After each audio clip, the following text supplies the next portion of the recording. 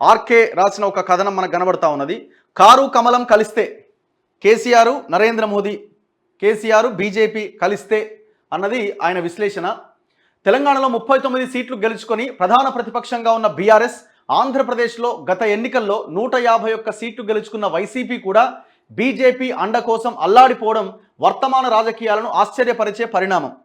అక్కడ జగన్మోహన్ రెడ్డికి కేంద్రంలో అధికారంలో ఉన్న బీజేపీని ప్రసన్నం చేసుకోవాలి, ఎందుకంటే మళ్ళీ అక్కడ అధికారం కోసం. చంద్రబాబు నాయుడు 2019 ఎలక్షన్స్లో చేసిన పెద్ద మిస్టేక్ ఏంటంటే బీజేపీని వదులుకొని ఆయన ప్రత్యేక హోదా ఇస్తలేరని పెద్ద ఎత్తున ఢిల్లీలో ఉద్యమాలు చేసి ఒక మహాకూటమిలాగే ఒక ప్రొజెక్షన్ ఇచ్చే ప్రయత్నం చేసిండు. జగన్మోహన్ రెడ్డి బీజేపీతో పోయిండు. సో దీంతో ఆయన చంద్రబాబు నాయుడికి ఓటమి తప్పలే. సరే, దానికి రకరకాల కారణాలు ఉన్నాయి. చంద్రబాబు నాయుడు 5 ఇయర్స్గా చేసిన పనులు అయి ఉండొచ్చు, ఆ ప్రభుత్వం మీద వ్యతిరేకత, జగన్మోహన్ రెడ్డి పాదయాత్ర, ఇవన్నీ కలిసి వచ్చినాయి. అది అక్కడ ఈక్వేషన్. ఇక తెలంగాణలో ఇప్పుడున్న సిచ్యువేషన్ ఏంది? కాళేశ్వరం మీద విచారణ అంటున్నారు, మిగతా వాటి మీద విచారణ అంటున్నారు, భూములకు సంబంధించిన వ్యవహారం ఉంది. ఈ ఆస్తులు కాపాడుకోవాలి, ఇక్కడ పార్టీని కాపాడుకోవాలి. ఇంకా ఆప్షన్ ఏముంది కేసీఆర్కి? అప్పుడు బీజేపీ శరణు కోరుతున్నాడు.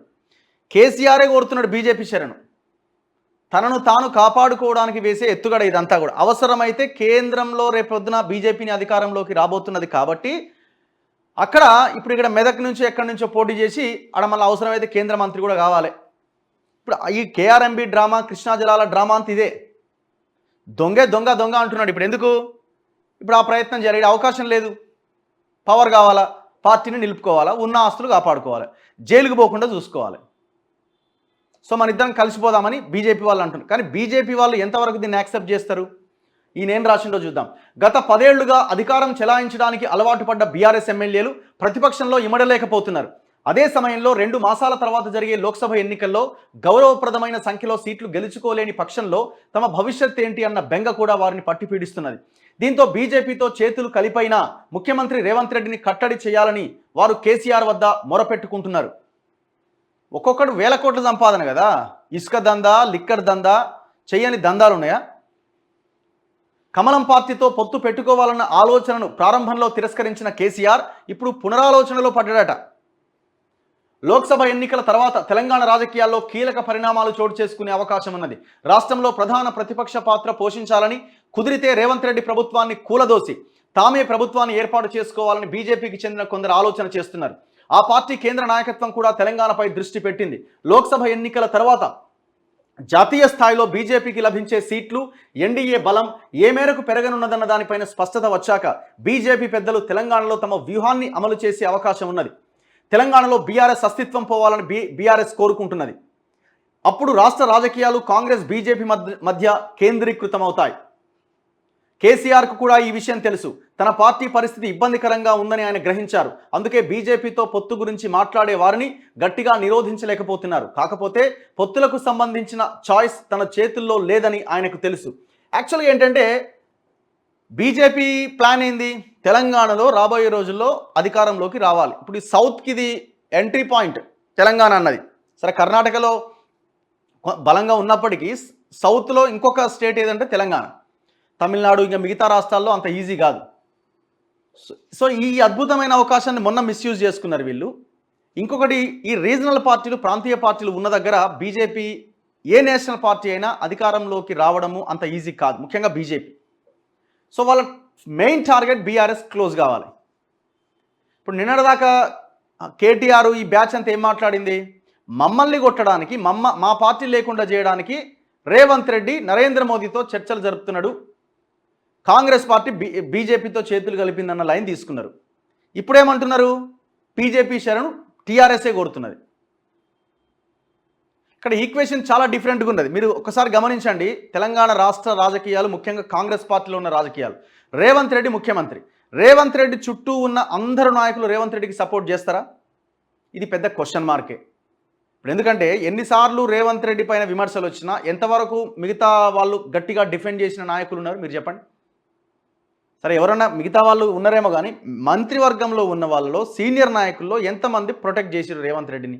ఏదైనా ఒక ఎలిగేషన్ వచ్చినప్పుడు, ప్రధాని మీద చర్చ వచ్చినప్పుడు ఎంతమంది చేసినారు? సో రేవంత్ రెడ్డి ప్లాన్ రేవంత్ రెడ్డికి ఉన్నది, ఆయన వ్యూహం, ఆయన స్ట్రాటజీ ఆయనకున్నది. కాంగ్రెస్ ఇవన్నీ ఒకవైపు అయితే, ఆయన తన ముఖ్యమంత్రి పదవి, తన పదవి నేను ముఖ్యమంత్రిగా ఉండాలి ఇంకొక 5 ఏళ్ళు, నెక్స్ట్ 5 ఇయర్స్ అన్న ఒక ఆలోచనలో ఆయన ఉన్నారు. సో దాంట్లో భాగంగా మోడీని కలిసినప్పుడు ఏమైనా డిస్కషన్ జరిగాయంటే జరిగి ఉండొచ్చు. రాజకీయాల్లో ఏదైనా సాధ్యమే. బీజేపీ టార్గెట్ ఏంది? కేసీఆర్ని కొట్టాలి. కేసీఆర్ని కొడితే మేము ఆ ప్లేస్ని ఆక్యుపై చేయాలి. రేవంత్ రెడ్డి టార్గెట్ ఏంది? ఈయన ఒకవేళ రేవంత్ రెడ్డి టార్గెట్ ఏంది? వీళ్ళని లోపలేయాలి. ఇప్పుడు పాయింట్ ఏంటంటే, రేవంత్ రెడ్డి లేదు మనకు ఎట్లాగో పవర్ వచ్చింది కదా, వీళ్ళని లోపలేయాల్సిన పరిస్థితే వస్తే నా ప్రభుత్వానికి ఏమైనా ఇబ్బంది అవుద్దేమో అని కనుక రేవంత్ రెడ్డి అనుకుంటే, రేవంత్ రెడ్డిని ఎన్నుకునేదే తెలంగాణ ప్రజలు వీళ్ళని లోపలేస్తారని, వీళ్ళ అవినీతిని బయటికి తీస్తారని. ఒకవేళ రేవంత్ ఈ ప్రయత్నం చేయకపోతే నెక్స్ట్ 5 ఇయర్స్ తర్వాత రేవంత్ రెడ్డి ఆయన కూడా పలచన అయిపోతారు ప్రజల్లో. ఆయన ఏదేదో చెప్పిండు, ఆయన లోపలేసినా కూడా ఆయన కనీసం లేదు అన్న ఆలోచనకి జనం వస్తారు. సో ఒకవేళ ఆ పని చేయకపోతే రేవంత్ రెడ్డిని జనం తప్పుపట్టే అవకాశం ఉంటుంది. BJP target BRS party, Revanth Reddy కూడా టార్గెట్ బీఆర్ఎస్ పార్టీ. సో ఒకవేళ రేవంత్ రెడ్డి ఆలోచన ఏంది? ఆయన చుట్టూ ఉన్న సన్నిహితులు చెప్తున్నది. ఇప్పుడు రాష్ట్రంలో మైనార్టీ ఓటు బ్యాంక్ కూడా చాలా కీలకం. ఇప్పుడు బీఆర్ఎస్ ఉందనుకోండి పోటీలో, ఈ మైనార్టీ ఓటు బ్యాంక్ అటు ఇటుగా షిఫ్ట్ అయ్యే అవకాశం ఉంటుంది. ఒకవేళ కాంగ్రెస్ మాత్రమే ఉండి బీఆర్ఎస్ లేదనుకోండి, వన్ సైడ్గా కాంగ్రెస్కి పడే అవకాశం ఉంటుంది. సో మనకి అవకాశం ఉంది కదా, అప్పుడు బీజేపీని మనం 1-to-1 ఫైట్లో మనం ఢీకొనొచ్చు అన్న ఒక ఆలోచన రేవంత్ రెడ్డి చేస్తుండగా కనబడతా ఉన్నది. మీరు ఇంకొక యాంగిల్ చూడండి. కేసీఆర్ హాస్పిటల్లో ఉన్నప్పుడు ఇదే ఆర్కే ఇంటర్వ్యూలో రేవంత్ రెడ్డి ఒక మాట చెప్పిండు. కేసీఆర్ దగ్గరికి నన్ను వెళ్ళమన్నది రాహుల్ గాంధీనే అన్నాడు. ఏది ఆయన హాస్పిటల్లో ఉన్నప్పుడు. రాహుల్ గాంధీ అంత ఇంట్రెస్ట్గా ఎందుకు చెప్పిండు? కేంద్రంలో ఉన్న కాంగ్రెస్ పార్టీకి బేసిక్గా ఇక్కడ బీఆర్ఎస్ని మొత్తానికి లేకుండా చేయడం అన్నది వాళ్ళకు కూడా ఇష్టం లేదు. ఎందుకంటే వాళ్ళకి తెలుసు బీజేపీని 1-to-1గా ఎదుర్కోవడం అంత ఈజీ కాదని. సో ఇక్కడ రకరకాల పొలిటికల్ డైమెన్షన్స్ ఉన్నాయి ఇందులో. సో ఇందులో భాగంగా రేవంత్ రెడ్డి తన వ్యూహంతోనే తను ముందుకెళ్లే అవకాశం ఎక్కువగా కనబడతా ఉన్నది. తన ఓన్ స్ట్రాటజీతో భవిష్యత్తులో తను ఈ పదవిలో కొనసాగడానికి అనుకూలమైన పరిస్థితులు ఉండేలాగా ఆయన ప్లాన్ చేసుకుంటా ఉన్నాడు. దాంట్లో ఎలాంటి డౌట్ లేదు. సో అందులో భాగంగా బీజేపీ టార్గెట్ కూడా కేసీఆరే కాబట్టి, సో వాళ్ళు కూడా ఈయనతో పొత్తు పెట్టుకుంటారని అయితే నేను అనుకుంటలేను. ఇక వాళ్ళు ఆ పని చేసిరు అనుకోండి, ఇక వాళ్ళంత ఇది ఇంకొకటి ఉండరు. ఇక సీఎంగా రేవంత్ పనితీరుకు మంచి మార్కులే లభిస్తున్నప్పటికీ ఆయన ప్రభుత్వ స్థిరత్వం పైన ఎవరి సందేహాలు వారికి ఉన్నాయి. లోక్సభ ఎన్నికల తర్వాత పరిస్థితి ఎలా ఉండబోతుందన్న దానిపైన ఎవరి అంచనాలు వారు వేసుకుంటున్నారు. బీఆర్ఎస్, బీజేపీ, మజ్లీస్కు కలిపి 54 మంది శాసనసభ్యులు ఉన్నారు. 6 కాంగ్రెస్ సభ్యులు పక్కచూపులు చూసినా ప్రభుత్వం పడిపోయే ప్రమాదం ఉన్నది. పొరపాటున కేసీఆర్ ఆ పని చేస్తే రాళ్ళ తీసుకొని కొట్టి చంపుతారు, డౌటే లేదని. ఎందుకంటే ప్లాన్ చేస్తున్నాడు, వేల కోట్ల రూపాయలు దగ్గర పెట్టుకొని ప్లాన్ చేస్తున్నాడు. ప్లాన్ ఎందుకు చేస్తాడు? కేసీఆర్కు తప్పదు ఒక టైంలో. ఎందుకు తప్పదు? ఇప్పుడు ఈ కాళేశ్వరం మీద విచారణ, వీటి మీద విచారణ, భూములు తిన్నాడు, పైసలు తిన్నాడు, ఇవన్నీ మరి ఎట్లా తీస్తూ ఉంటే. సో ఈ గవర్నమెంట్ని పడగొట్టడమే కేసీఆర్ మొదటి టార్గెట్ అవుతుంది ఎలక్షన్స్ తర్వాత.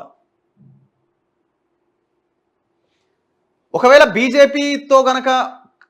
బీజేపీ తను మళ్ళీ తప్పు చేసి పప్పులో కాలేసి కేసీఆర్ ట్రాప్లో పడి ఆ పని చేయడానికి బీజేపీ కూడా సహకరిస్తే గవర్నమెంట్ కూలిపోవడానికి అవకాశాలు ఉంటాయి. కానీ వాళ్ళు చేస్తారా అన్నది అంత ఈజీ కాదు. ఒకవేళ ఆ ప్రయత్నం జరిగితే జనమే కొట్టి చంపుతారు. బీఆర్ఎస్తో పొత్తు వద్దని ప్రస్తుతం భావిస్తున్న బీజేపీ కేంద్ర నాయకత్వం చివరి క్షణంలో మనసు మార్చుకుంటే మాత్రం రేవంత్కు కష్టాలు మొదలవుతాయి. అది గుర్తించిన రేవంత్ రెడ్డి లాస్ట్ 1 మంత్గా మోడీని కలవడము, ఈ పరిణామాలన్నీ మనకి క్లియర్గా కనబడుతున్నాయి అన్నది పొలిటికల్ అనలిస్టులు చెప్తా ఉన్నారు. లోక్సభ ఎన్నికలు భారత రాష్ట్ర సమితికి మాత్రమే కాదు, ముఖ్యమంత్రి రేవంత్ రెడ్డి కూడా పరీక్షగా నిలవబోతున్నాయి. ఇది మాత్రం వాస్తవం. ఎన్నికల అనంతరం కేంద్రంలో మళ్ళీ నరేంద్ర మోదీ ప్రభుత్వం ఏర్పడితే ఎదురయ్యే సవాళ్లు రేవంత్ రెడ్డి ప్రభుత్వానికి కూడా కంటి మీద కునుకు లేకుండా చేస్తాయి. కాంగ్రెస్ ప్రభుత్వం 5 ఏళ్లు అధికారంలో కొనసాగడం బీఆర్ఎస్కు మాత్రమే కాదు, బీజేపీకి కూడా ఇష్టం ఉండదు.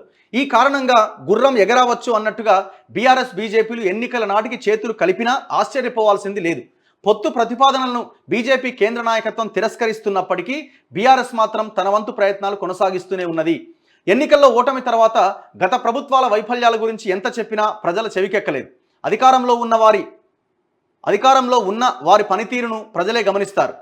అధికారంలో ఉన్నప్పుడు నాటి సీఎం కేసీఆర్, ప్రస్తుత ముఖ్యమంత్రి రేవంత్ రెడ్డిని అనేక విధాలుగా వేధించారు. అందుకు ప్రతీకారం తీర్చుకోవాలని ఇప్పుడు రేవంత్ రెడ్డి భావిస్తే ఉపయోగం ఉండదు.